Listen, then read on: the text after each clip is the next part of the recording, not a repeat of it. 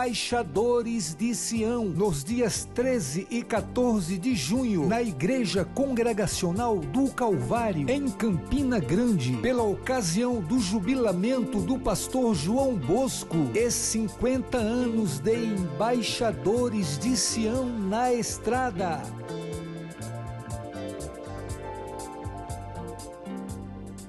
Campina Grande, quinta-feira, 4 de junho. Que alegria você está nos dando o privilégio de adentrar em seu lar para trazer uma mensagem de paz, de esperança para a sua família, para o seu coração, para a sua vida. Portanto, continue conosco, ligadinho, porque nessa manhã você terá a oportunidade de ouvir a missionária Janeide. Ela foi uma das oradoras do nosso 26º Simpósio da Família. Você ainda ouvirá o cantor João Alexandre interpretando a música Brasil, Olha para Cima. Nós, diante de tantos escândalos, precisamos de orar, clamar, interceder por nossa nação, por nossa pátria. Por isso eu convido você a fazer uma brevíssima oração agora em favor da nossa pátria, principalmente por este ano ser um ano de eleições para presidentes, senadores, deputados, governadores de todos os estados da nossa federação. Portanto, oremos nesse momento para que Deus abençoe a nossa pátria e levante homens que tenham temor e tremor diante de Deus. Pai, queremos nesse momento suplicar as tuas bênçãos sobre a nossa pátria, sobre a nossa nação, sobre os nossos governantes, principalmente neste ano de eleições, para que, ó Deus, aqueles que hão de ser eleitos, haja temor e tremor nos seus corações. Chega de tantos escândalos por nossos governantes. Essa é a oração que nós te fazemos. Em nome de Jesus. Amém. Que você deleite-se com esta música interpretada pelo cantor João Alexandre.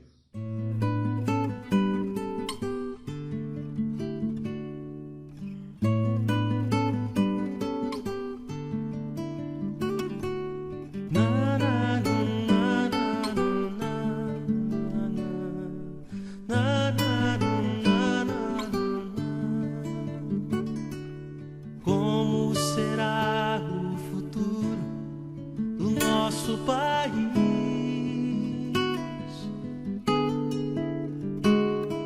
Surge a pergunta no olhar e na alma do povo. Cada vez mais cresce a fome nas ruas, nos morros.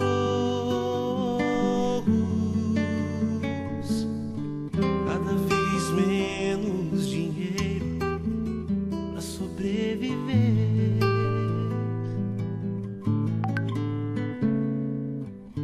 Onde andará a justiça, outrora perdida?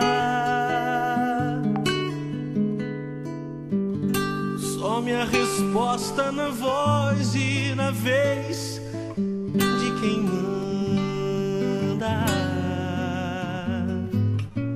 Homens com tanto poder e nenhum coração.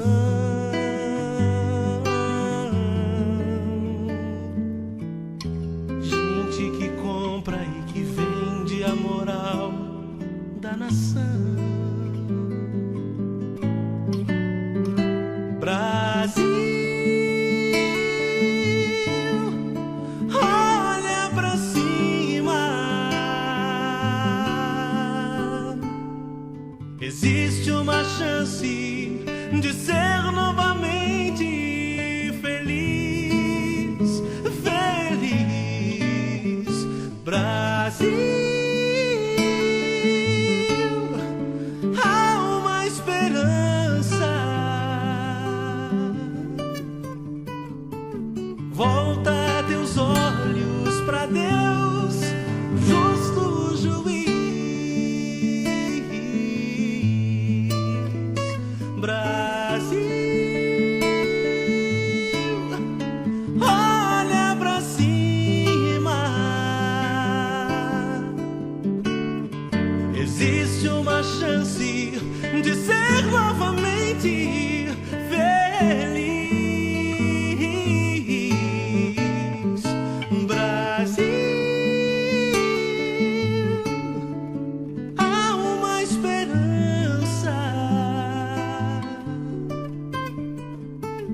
Volta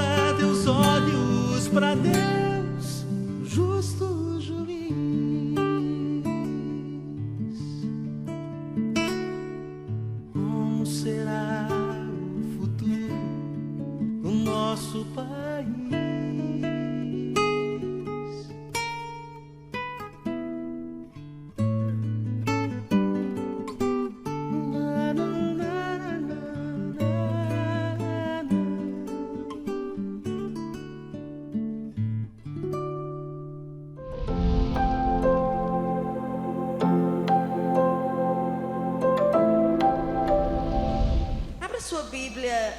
No segundo livro de Reis, capítulo 4, um texto bastante conhecido. Segundo Reis, capítulo 4, nós vamos estar lendo do verso 1 ao 7. Posso ler? Diz assim a palavra do Senhor: certa mulher, das mulheres dos discípulos dos profetas, clamou a Eliseu, dizendo: meu marido, teu servo, morreu, e tu sabes que ele temia ao Senhor. É chegado o credor para levar os meus 2 filhos para lhe serem escravos. Eliseu lhe perguntou: que te hei de fazer? Disse-me, que é o que tens em casa? Ela respondeu: tua serva não tem nada em casa, senão uma botija de azeite. Então disse ele: vai, pede emprestadas vasilhas a todos os teus vizinhos, vasilhas vazias, não poucas. Então entra e fecha a porta sobre si e sobre seus filhos, e deita o teu azeite em todas aquelas vasilhas. Põe à parte a que estiver cheia. Partiu, pois, dele e fechou para a porta sobre si e sobre seus filhos. Estes lhe chegavam as vasilhas e ela as enchia. Cheias as vasilhas, disse ela a um dos filhos: chega-me aqui mais uma vasilha. Mas ele respondeu: não há mais vasilha nenhuma. E o azeite parou. Então foi ela e fez saber ao homem de Deus. Ele disse: vai, vende o azeite e paga a tua dívida, e tu e teus filhos vivei do resto. Que Deus aplique essa palavra no nosso coração. Irmãos, nós temos aqui uma história bastante conhecida. Não resta dúvida, um fato, que nós estamos diante de um milagre, feito por Deus. Aliás, todo o capítulo 4, se você ler ele todo, vai nos contar milagres de Deus feitos por Eliseu. Por exemplo, do versos 8 ao 37, Eliseu prediz a gravidez da sunamita e depois ressuscita a criança. Versículo 38 ao 44, ele tira a morte da panela. Versos 42 a 44, Eliseu, ele alimenta 100 homens com 20 pães. E do verso 1 ao 7, que é o que nós vamos trabalhar hoje, ele multiplica o azeite da viúva. Nós vamos ver que nessa história, nós veremos nessa história a assistência e a redenção de Deus sobre o seu povo. Assistência porque houve socorro da parte de Deus. Sempre houve e sempre haverá socorro da parte de Deus para os seus. E também houve redenção porque houve pagamento de uma dívida. Essa história que nós vamos ver aqui, ela traz profundas verdades sobre a nossa vida, sobre nossa família, mas ao mesmo tempo é um texto muito prático. Talvez você esteja pensando: o que essa história tem a nos ensinar hoje? Vamos ler novamente o versículo 1. Fica com tua Bíblia aberta. Diz assim: certa mulher, das mulheres dos discípulos dos profetas, clamou a Eliseu dizendo: meu marido teu servo morreu, e tu sabes que ele temia ao Senhor. É chegado o credor para levar os meus 2 filhos para lhe serem escravos. Esse texto começa dizendo: certa mulher. Essa mulher, ela não tem nome, mas nós sabemos que ela era viúva, e viúva de um dos discípulos dos profetas. Quem eram os discípulos de profetas? Esses discípulos de profeta eram homens piedosos que aprendiam com os profetas, primeiro Elias e agora Eliseu. Isso está registrado em 2 Reis 4:38 e 2 Reis 6:1-2 e 2 Reis 9:1. Mas a Bíblia vai dizer que certa viúva de um dos discípulos dos profetas clamou a Deus. Essa mulher, ela tinha um problema familiar. Essa mulher estava passando por um problema em sua família. E a Bíblia vai dizer que ela clama ao profeta. Interessante, irmãos, que a gente precisa entender o contexto político em que Israel se encontrava. Essa época em que essa mulher vai até Eliseu, porque ela estava passando por um problema.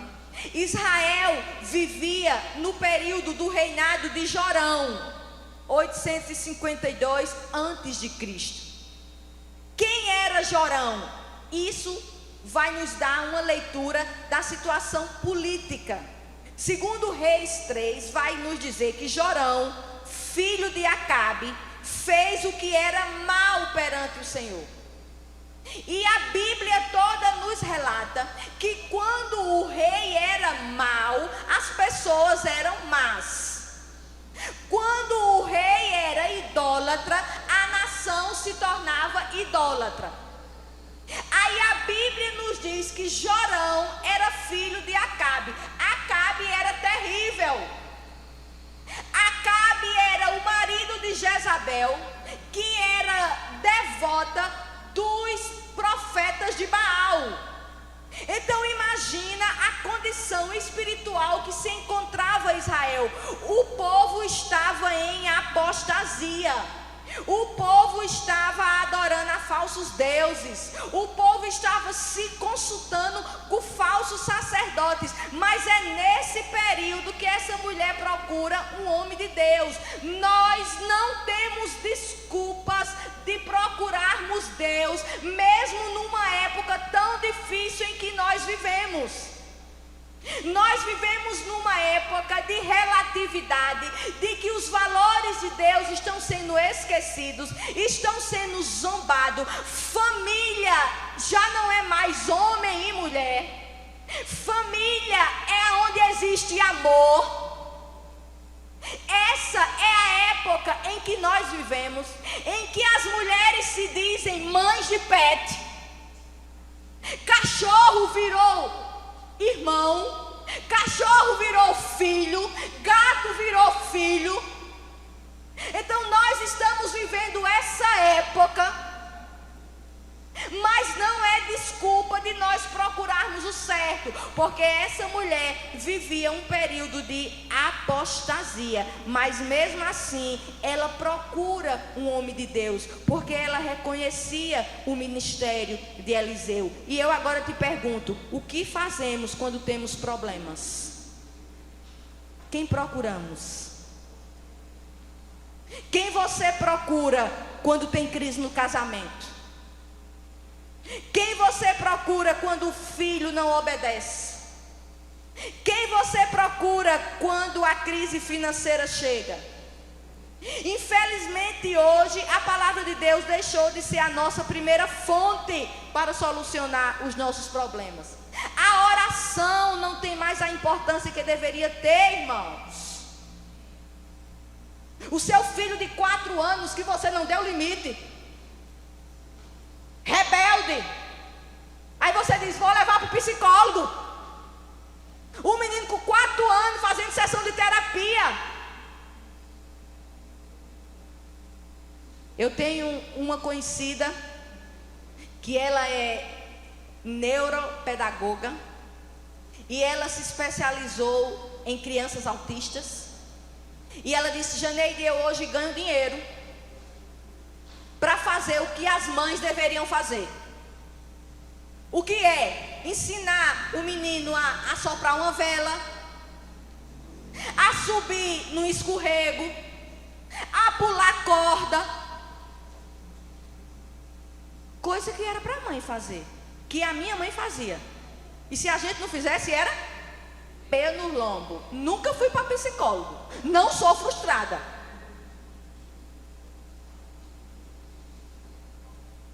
Eu não estou aqui desmerecendo a psicologia. Minha filha é psicóloga.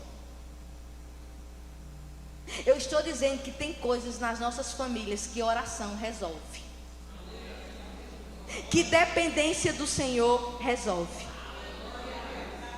Eu sou pedagoga e eu tive escola por 20 anos. Então assim, dava para escrever uma tese. E tinha um menino lá de 8 anos. Irmãos, que menino terrível. Tinha dia que as professoras chegavam assim e diziam: Janeide, eu não estou aguentando mais não. Eu vou só contar uma dele. Ele tomava Gardenal. E a mãe dele tinha um gato. Ele um dia pegou o Gardenal, dissolveu, botou na boca do gato e botou o gato dentro da geladeira. Isso era ele. Isso era o dia que ele estava mais leve. O pai dele era caminhoneiro e tinha viajado vários dias e chegou em casa extremamente cansado. Pegou num sono profundo. Quando acordou, ele tinha raspado as sobrancelhas do pai. Pronto, é isso aí, era ele. E quando eu juntava com a professora que a mãe chegava, que a gente contava a ela, irmãos, dava uma dó, porque a gente sabia que ela não podia mais fazer nada. Aí ela olhava para mim e dizia: ô Janeide, eu estou orando. Aí a professora, que não era crente, dizia: essa mulher, isso é uma alienada, Janeide. É por isso que esse menino é desse jeito. Irmão, sinceramente, chegou um tempo que eu dizia assim à professora: mulher, não diz mais nada não, que eu tenho tanta pena dela. Vamos aguentar. Vamos orar para no final do ano ela tirar. Mas ela sempre botava. Passou-se. Fechei a escola. Acho que uns 2, 3 anos atrás, a minha irmã, que ela trabalhava comigo, liga para mim: Janeide, tu não sabe quem eu vi hoje na igreja. Quem? Fulano. Eu disse: eu não acredito. Ela disse: enorme, 18 anos, de terno, cantando no louvor. Eu digo: oração resolve. Oração resolve. Um menino de Deus. Diz que ela disse: olha, Sueli, Deus transformou. Diga amém. Era difícil. Então essa mulher aqui, ela procurou um homem de Deus. Irmãos, quando o casal está tendo muitos conflitos, quem é que você procura? Você procura pessoas sábias que possam te dar um conselho. Você lê a Bíblia que te dá instruções. Se você conversar com a maioria dos pastores, todo casal que chega no gabinete com problema é porque está faltando Bíblia. É porque o homem não exerce o seu papel, a mulher não exerce o seu papel. É crise. O que está faltando é cristianismo, é Cristo seu centro. É a cruz reinar na sala da sua casa. Mas é mais fácil a gente pegar um livro, 5 passos para... Não é assim, você sabe que casamento não funciona dessa forma. Não são 5 passos. Não é uma varinha de cordão, lacre de cordão que é mágica. Você sabe que casamento é renúncia. Você sabe que casamento é morte, é morrer todo dia, senão não suporta. É por Cristo.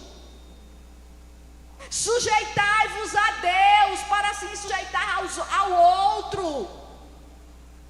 Não existe mágica, irmãos. E essa mulher procura o homem de Deus. A quem você tem procurado quando as coisas saem do seu controle? Verso 1, parte B. Ela continua dizendo, o texto diz: certa mulher das mulheres dos discípulos dos profetas clamou a Eliseu dizendo: meu marido, teu servo, morreu, e tu sabes que ele temia ao Senhor. É chegado o credor para levar os meus 2 filhos para lhes serem escravos. Eu disse que essa mulher era viúva, e ela estava com um problema. Qual era o problema dela? O marido dela tinha morrido e tinha deixado uma dívida. E ela não tinha o dinheiro para pagar.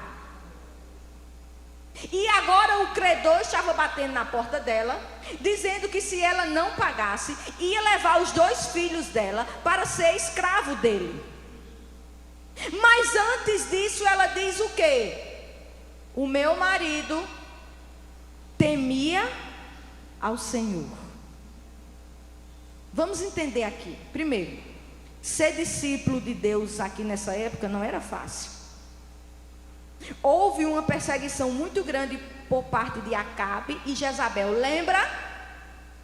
Acabe era casado com Jezabel e teve Jorão. Jorão era quem estava reinando. Esse período aqui, os falsos profetas comiam na mesa do rei. Os profetas fiéis a Deus estavam escondidos em um buraco por Obadias, comendo pão e água. Os comentaristas vão dizer que esse homem aqui que morreu, provavelmente ele fosse um dos 7.000 que não se dobraram a Baal. Possivelmente teve que deixar algumas vezes sua família para fugir da perseguição. E existe um historiador, isso não está assim que na Bíblia, que diz que esse homem era o próprio Obadias, mas isso são suposições. O fato é que esse homem era um homem de Deus. E daqui a gente pode tirar algumas coisas. Primeiro, esse homem tinha um bom testemunho. Por quê? Quem era que estava dizendo que ele era um homem de Deus? Sua esposa. A melhor pessoa para falar de você mesmo, ou é sua esposa, ou é seu marido, ou são seus filhos. Porque em casa não tem máscara. Em casa nós somos o que somos. E se a nossa preocupação fosse essa, de os nossos falarem bem de nós teríamos uma vida mais piedosa. O nosso problema é que a gente quer que as pessoas falem bem de nós, e em casa nós somos terríveis. Mas esse homem, ele tinha um bom testemunho. A sua mulher diz: meu marido era temente ao Senhor. Ao morrer, irmãos, o que é que vão dizer de nós? Como é você como esposa? A Bíblia diz que a mulher de Provérbios, a sociedade olha para ela e diz: que mulher ditosa. O marido olha para ela e diz: entre todas eu encontrei você. Os filhos olham para ela e diz: que mãe maravilhosa. Que esposa é você?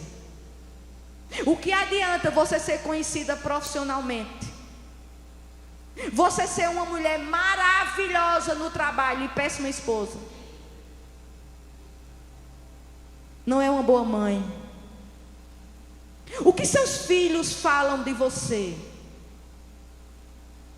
Quando seus filhos falam de você, eu tenho certeza que eles não vão dizer assim: minha mãe é conhecida profissionalmente. Não.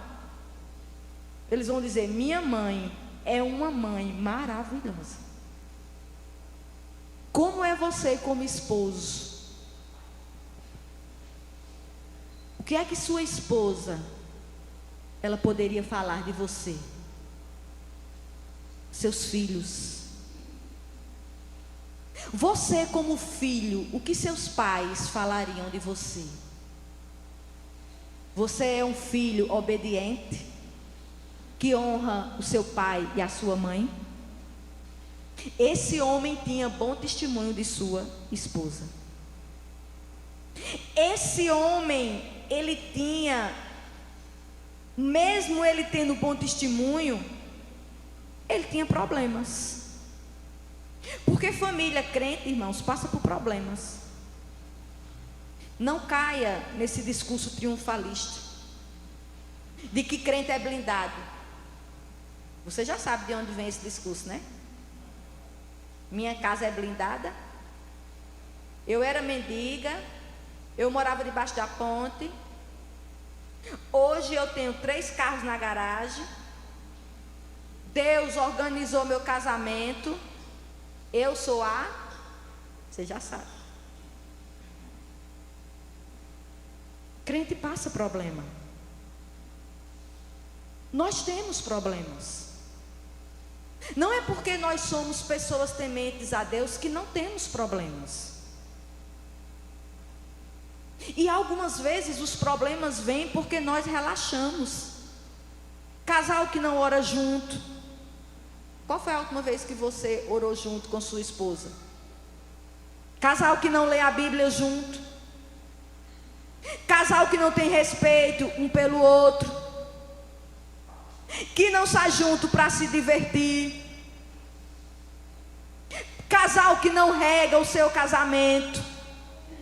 Cuidado. Você é crente, mas o problema bate à porta. E eu quero dar aqui uma palavrinha para os casais. Filho é bom? É bênção. Precisa cuidar de filho? Precisa. Mas filho cresce. E o normal é casar e sair de casa. E vai ficar só você e seu velhinho em casa. Então, cuide do seu casamento. Casamento não pode girar em torno de filho. Você tem que ter um dia para sair com o seu marido. Deixa a menina em casa. Ah, mas está pequeno. Deixa crescer. Deixa lá na casa da avó. Uma vez só, tá? Eu sou avó, como é bom ficar com os netos. É maravilhoso.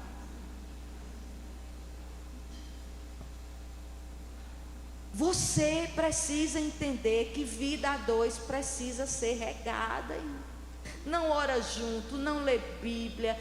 Um chega, o outro sai. Não come mais junto, porque essa correria não permite. Não é isso? 2 estranhos vivendo dentro de casa. Eu conheço casal que ele trabalha à noite e ela de dia. Quando ele sai, ela chega. Quando ela chega, ele sai. Problema. Pais que não educam biblicamente seus filhos. Pais que não exercem sua função bíblica dentro de casa. Que criam seus filhos com uma cosmovisão mundana. Seus filhos estão vulneráveis. Nossos filhos precisam de evangelho, é o que importa. Família que vive uma vida financeira acima de suas possibilidades, que mantém um padrão irreal, vai ter problema financeiro.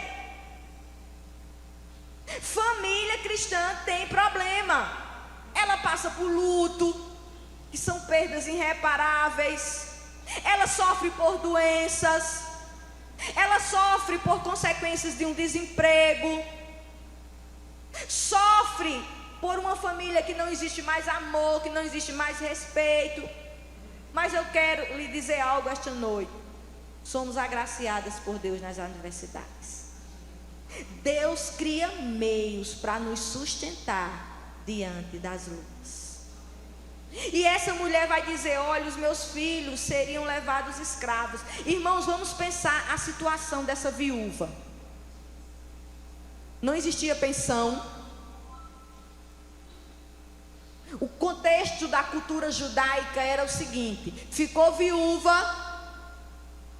volta para a casa do pai. O pai vai sustentar. Mesmo que ela fosse rica, mesmo que ela tivesse herança, ela não podia administrar. Os pais não existem, fica com os filhos. Os filhos não existem, vai mendigar no meio da rua. E essa mulher aqui, ela só tinha esses 2 filhos. Com a viuvez, aquela mulher, ela se via sem filhos, se eles fossem escravos, e sem apoio. Era uma situação muito difícil. E era lei, Êxodo 21:2, era lei, que se você tivesse uma dívida com alguém, essa pessoa podia levar os seus filhos para serem escravos. Que situação! Mas Deus não deixa um seu desamparado. Versículo 2. Eliseu lhe perguntou: que te hei de fazer?